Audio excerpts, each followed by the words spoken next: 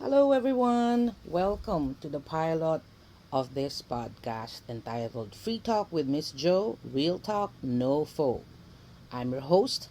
My name is Joe with a long O, and I'd like to thank you for tuning in and taking time out to listen to me today.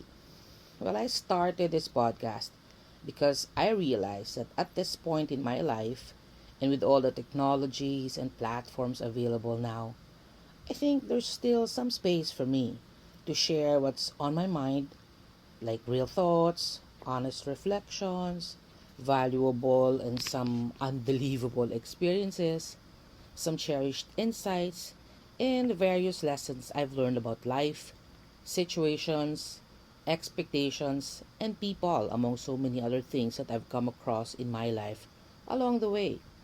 Alam nyo, life is so full of moments that we don't always talk about. The challenges, the small victories, yung mga doubts, fears, and even the simple everyday experiences that quietly shape who we are. I wanted to create a space where I and other people could speak openly, sana, about these things, and where anyone could listen or anyone listening could also feel seen, could relate, be understood, and maybe feel even a little less alone kasi meron tayong mga parehas na experiences. Yung kahit nakikinig ka lang, feeling mo andun ka din sa conversation kasi you have a relevant experience or a relevant issue or insight. Yung kahit nag-iisa ka, habang nakikinig ka, feeling mo kasama ka din dun sa usapan. Kaya lang, mag-ingat ka din ha. Huwag lang may biglang magsasalita sa tabi mo na wala ka naman katabi at wala namang ibang tao dyan na kasama ka. Ay, ibang usapan na yan. Baka bigla mo akong sugurin. Diyos ko Lord, wag naman sana. Magbukas ka ng ilaw pag ganun ha. So anyway, this podcast isn't about sharing my perspective. It's also about connecting, reflecting, and hopefully leaving something meaningful behind.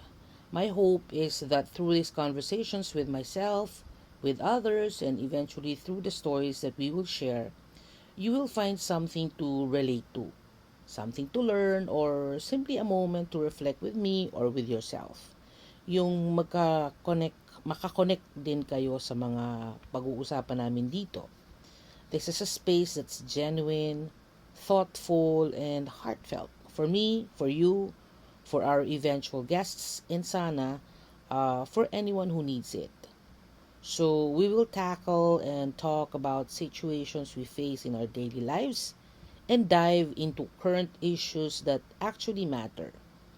We will share and dive into stories and experiences we can relate to and try to learn something along the way, drawing some insights and some lessons from each conversation. Sa dami ng mga kung ano-anong nangyayari sa mundo nating ito, madalas na ma-highlight kasi yung mga balita ng patayan, nakawan, lalo na sa government. Bintangan dito, bintangan doon, o kaya mga hiwalayan ng mga artista at celebrities. Meron din mga wins ng mga contestants, ng mga beauty queens, singers, mga artista, mga athletes. At ang pinaka-hot topic ngayon in sports that I'm pretty sure every Filipino is delighted to see her win, si Alex Ayala. Kasi naman ngayon lang tayo nagkaroon ng isang kababayan na nagkaroon ng napakagandang opportunity to join the international competition of tennis. If I'm not mistaken ha, na talagang namamayagpag sa larangan ng sport na yan. And win or lose sa mga games niya, she really captivates not only her Filipino fans, but her international fans as well. With her charm, her wit, and most of all, her humility and good sportsmanship. She expresses grace in both winning and losing. Pero yung mga yan ay nasa news na all over the nation. Even the whole world ata. So, ang gusto na sana namin dito sa podcast na to is to celebrate or talk about the small wins. Mga quiet or ordinary wins lang, mga progress moments, personal breakthroughs, mga milestones ng mga di masyadong kilala na individuals, mga ordinary people like myself, at kasama din yung mga quiet losses, setbacks, regrets kung meron man, rough days, mga unseen struggles at mga challenges na I'm sure meron tayong lahat. Sa opisina man o sa bahay, sa kaibigan, karelasyon, kapamilya, kamag-anak, kaklase, kaopisina, kliyente, kasakay sa jeep, kapitbahay, kanegosyo at kung saan man. And most importantly, we want to talk about yung mga end result ng mga yun. Ano napala natin sa mga experiences na yon? What lessons did we learn? Natuto ba talaga tayo? Did we gain strength, wisdom, depth? Did we grow, improve, progress? Or did we just simply survive? And how? May nakinig ba? May nakaalam? May nakiramay? Sa mga nararamdaman natin? Win man ito or loss or frustration o disappointment. Minsan, yun lang naman ang gusto natin, di ba? To vent, to rant, to speak to someone para mailabas yung ines or yung tuwa na nararamdaman natin. Kahit wala nang sabihin yung kausap natin, basta masabi lang yung nararamdaman natin. This is the reason why I started this podcast. Maraming ordinary people na pwede tayong makausap o mapag-usapan na hindi naman kailangan sikat, pero ma-highlight natin yung mga kanilang mga winning moments at may matututunan tayo sa mga failures or struggles na napagdaanan o pinagdadaanan pa nila. Who knows, parehas lang pala tayo ng mga experiences at mga pinagdadaanan. Marami akong nakakausap na kadalasan we have the same struggles, the same wins, pero hindi naman napapag-usapan sa with others kasi nga mababaw lang. Pero para sa kanya, ang laki na pala ng impact na yun. And that's what this podcast is for also. Ako, I want to hear and share those small wins, those challenges, kasi we can learn a thing or two kung paano yun na overcome or kung paano siya nakasurvive sa ordeal or sa experience na yon. Example, very recently lang, share ko lang, I have an office mate whose side hustle is to get commission from sales provided in her link. On a regular basis, she earns around 100, 200 pesos daily. And ang saya-saya niya na noon kasi in a month, oo nga naman, that's about 3K to 6K. Sayang din, di ba? Income na rin yun sa kanya. So, okay na sa kanya yon. She doesn't complain about it. Then one day, she earned 700 pesos. And she came to me and she was so happy. I saw her gladness in her eyes, and she told me, and I was really really so happy for her. So small win lang yun, pero ang laki-laki ng impact sa kanya. 'Di ba? Ang sarap ng feeling ng ganun. Pag nakakakita ka rin ng ganung tao, parang feeling mo ang saya mo na rin. Then along the way, we will also sprinkle in tayo ng mga learning moments like a word or a fragment or a phrase of the day, what it means and how to pronounce it properly. Perhaps use it in a sentence, something like that. Mga idiomatic expressions, mga kasabihan, and what they actually mean. This is a segment I call Word Talk. Word Talk is a quick segment where we explain a word, an idiom, mga kasabihan, and its meaning, and the correct pronunciation of the word so we can use it confidently in real life. So, isingit ko na yan ngayon since nasabi ko na. So, the title of my podcast is Free Talk with Miss Jo, Real Talk No Fo. So, ano bang ibig sabihin ng no fo? First off, the word fo spelled F-A-U-X. This is pronounced as fo. Parang, tao fo! Char. So, it rhymes with my name Joe with a long O. So the word faux is a French word which means false or fake. So when you say no faux, it is not a phrase but just a casual speech, a fragment which means nothing fake, nothing false. So our conversations here are not fake or false and definitely not forced, hindi pilit. Mga totoo lang sa mga real conversations from real ordinary people with real experiences. Yan. So that's our word talk for today, faux. So since I've already introduced the podcast, its title and its purpose, I want to introduce myself naman a bit. So again, my name is Joe with a long O. My colleagues, students, and trainees fondly call me Miss Joe.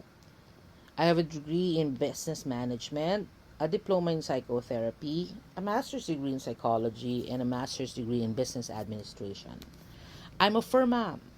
I have a cat. She's almost 12 years old, a little grumpy at times, but she's very sweet.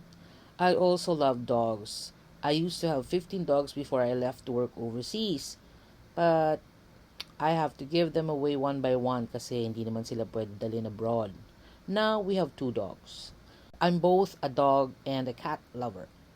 I'm also a mother and a happily single parent. Many label me an alpha female because of their perception of my personality and my aura, but that's according to them. However, I beg to differ. I believe I'm more of a sigma female than an alpha female. So ano bang difference itong dalawang to? Both alpha and sigma females have strong personalities kasi. However, ang alpha female kasi are more of a social butterfly.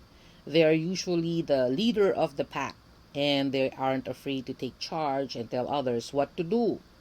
So they usually make their presence known no matter what. Kahit anong mangyari, they need to be recognized. Yan ang alpha. Medyo hindi naman ako ganun. I don't really need to advance to be recognized.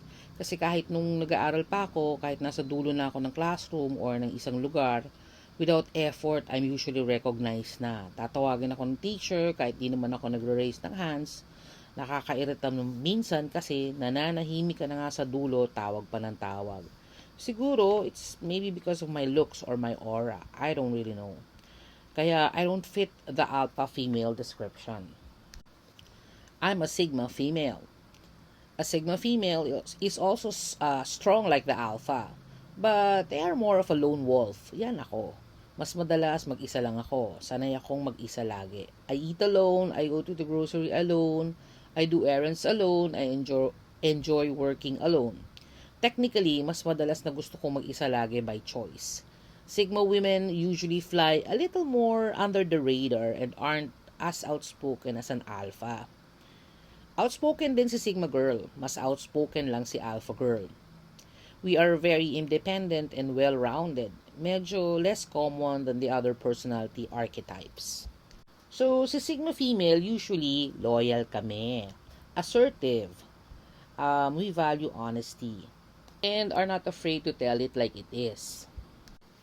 Some people call it tactless, but I'd like to call it upfront and straightforward, no filter.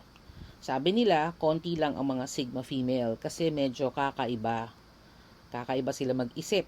Hindi sila conformist. Hindi mo mapipigil pag gusto nila gawin at sabihin ng isang bagay pag gusto nila. Pag gusto lang nila. At kadalasan, they don't care about what other people think of them and say about them. In other words, they're in a league of their own. So parang may sariling mundo. They don't follow trends. Charismatic pero can be introverted. Although sa mga ibang nakakakilala sa akin, hindi sila agree na introverted ako. Opinion nila yon. So, ayoko silang pakialaman doon at basagin ng trip nila sa kung ano man ang naiisip nila sa akin. Pero, I don't really care what they think of me. More often than not, Sigma women prefer spending time alone on their own than spending it with other people. But it doesn't mean that they don't have friends. Meron din naman. They just value more time on their own para makapag-rest sila and makapag-recharge. Well, it's a little bit off and standoffish at times, but it's how they find relaxation, believe it or not. Sigma females have very high standards for friendships and relationships. Kaya kahit anong relationship pa ito, kaya madalas konti lang yung close friends nila. And they don't care about peer pressure or societal norms. They do what they want when they want to. But they can also be charming and charismatic, pero when they want to lang. Kaya nga they have a handful of close friends lang kasi they value loyalty and closeness so much. Hindi sila clingy and they very much value their independence and their me time. Minsan, mas gusto lang nilang kasama yung mga pets nila kesa sa mga friends nila kasi mas tahimik. They love the fact that no one else holds power over them, kaya madalas intimidating ang dating nila kahit to their families, friends, and even to their romantic partners. But they wouldn't have it in any other way. They will always tell it to you like it is, even if it's a little harsh. They play their own rules and do whatever they want, even if society says they shouldn't. They care more about themselves and their own feelings. They embrace new experiences and challenges and don't shy away from new situations. They want to explore the world and learn more about themselves, even if it means doing it on their own. They are usually committed to self-improvement and they're not afraid to do their own thing. Ayan, may idea na siguro kayo kung anong personality ng inyong host. Kaya nga sa dami nang nag-discourage na gawin ko to dahil daw pambata lang ito, baka walang makinig, matanda na tayo, di mo na kaya, baka di mo na kaya, mahirap yan, baka di mo mapanindigan, ngayon mo pa naisip yan, tumatanda na tayo, madami na sila dyan sa mga podcast na yan, mga vlog na yan, madami na sila, huwag ka na makiloko. Huwag ka na makipag-compete sa kanila, iwan mo sa mga bata yan, generation nila yan, etc. etc. Sa dami ng mga nega na sinabi ng iba, tinuloy ko pa din. Kasi first of all, I'm not competing with anyone naman. We live in a free and democratic country. Pwede natin siguro gawin yung gusto natin gawin na naaayon sa batas natin. And at this point in my life, I only compete with myself, not with anyone else. I don't actually have to prove anything to anybody. Meron lang akong gusto pa sanang gawin na pwede ko pa naman gawin. Secondly, dahil mas marami din naman ang nag-encourage sa akin, lalo na the younger generation na mas open-minded compare sa mga kaedad kong Gen X. And I'm sure, with their help, we can still learn a thing or two from them and vice versa. Pwede din naman silang matuto sa atin na mga may edad na learn from our mistakes, our experiences, para di na rin nila gawin or iwasan na din nilang gawin. Lastly, wag na kasi nga kayo nangingialam sa gusto ng iba. Kung walang makinig, di wala, itigil ko na, paano kung meron naman? Kahit paano naman, may mga kamag-anak pa naman ako at mga kaibigan, mga kaklase, mga ka-office mate na supportive naman sa mga plano ko sa buhay and about this podcast. Pero kung wala talaga, siguro naman matanda na ako para malaman kung gagawin ko next step pag ganon, di ba? So, paano ko malalaman kung di ko naman susubukan? So, dahil hindi ko naman binabasag yung trip nyo, sana wag nyo na lang din basagin muna yung trip ko. So, just so you know, kasi in age, I'm not very young anymore. In a few more months, I'm reaching my senior year. Pero at heart, I'll be forever young. And with time ticking, now feels the perfect time to begin. Sabi nga ni C.S. Lewis, you are never too old to set a new dream. Si C.S. Lewis, sa mga hindi masyado nakakakilala sa kanya, kung mahilig kayong manood ng mga movies at kung napanood nyo yung Chronicles of Narnia, siya yung sumulat ng mga Narnia series na yan. So, he's one of my favorite writers at pareho kami ng birthday. So, naisip ko, kailan ko pa gagawin ito? Pag uugod-ugod na ako at wala nang gustong kumausap sa akin dahil di ko na maalala yung mga sinasabi ko at pinag-uusapan namin. Yes, I may only have a few more months before reaching my senior year. Ano ngayon? Hindi naman lahat ng tao umaabot ng ganong age. Sa mga kabatch ko nga ng elementary, high school at college, madami na din ang binawasan ng buhay. Binawian ng buhay. So, in my opinion, reaching this age is a gift and a blessing. What's important is I'm still able. I still have a sound mind and a sharp mind. I'm still working. I still have a clear vision. Literally and futuristically, I can still drive my car without wearing glasses. And I can still order from the menu without glasses. Yung iba nga, 40s pa lang, malabo na mata. Ako, awa ni Lord, carry ko pa naman. Tsaka sabi din naman ni Gandalf sa Lord of the Rings, sabi niya, all we have to decide is what to do with the time that is given to us. So with the time still given to me right now, I decided to do this. I guess I'm sort of a late bloomer also. Kasi naging OFW ako, I was in my 40s na. Pag uwi ko dito sa Pilipinas, I got employed again at 54 years old. I think I'm the first and only 54-year-old applicant na natanggap sa isang government agency as a regular employee ha, not as a politician. Kasi mga politician sa atin, kahit 150 years old na yata, pwede pa rin sila tumakbo for office. Usually kasi pag mga ganitong age na, dito sa atin, sa BPO na lang ang pwedeng tumanggap sa'yo. That is if kung kaya pa ng katawan mo magpuyat. Sa atin kasi, unfortunately, pag 40s ka na, parang wala ka ng pag-asa magkatrabaho ng regular. Karamihan, kundi nagbebenta na lang ng insurance, o kaya magbebenta na lang ng kondo, or nagbe-business na lang. E paano kung walang pang business? Anyway, in college, I finished business management, and that was like almost 40 years ago. And I took up my diploma in psychotherapy. Naku, 44 years old na ako. Then pag uwi ko nga dito sa Pilipinas, I finished my master's degree in psychology at 55. Then finished my MBA at 59. Talk about being a late bloomer, 'di ba? And incidentally, I'm set to graduate on March 14 at the PICC. So, shout out sa mga classmate ko sa MBA. Congratulations sa atin. Gagraduate na tayo sa wakas. Ako yata ang pinakamatanda doon. I'm even older than my professors. Nakakaloka. So, in terms of my professional career naman, my career has taken me through different roles. Actually, my professional journey didn't follow a straight line. Dahil adventurous ako, kundi dahil may iba akong gusto. I came from a background of varied professional roles. I didn't stick to just one job, from being a banker to a motivational speaker, tutor, teacher, speech consultant, principal, tas OFW, consultant, thesis advisor, a personal coach, guidance counselor, a trainer, tapos government employee, and now a podcaster. Dami, no? Wala pa yung mga side hustles ko dyan at business din ako. Kumbaga, been there, done that. I'm not the typical Gen X. I'm Gen X, but really different from the stereotype of sticking to one path, one job, and just one version of myself. I kinda pivot when something no longer fits, and I believe there's nothing wrong with that. Marami hindi agree doon, and I don't really care. It's my life anyway.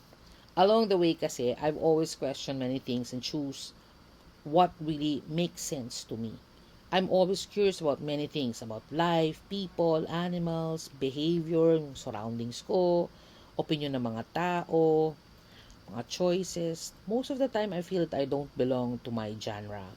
I've pivoted more than once and I have taken so many paths that weren't really conventional Gen X mold. I've always felt so different from most people my age.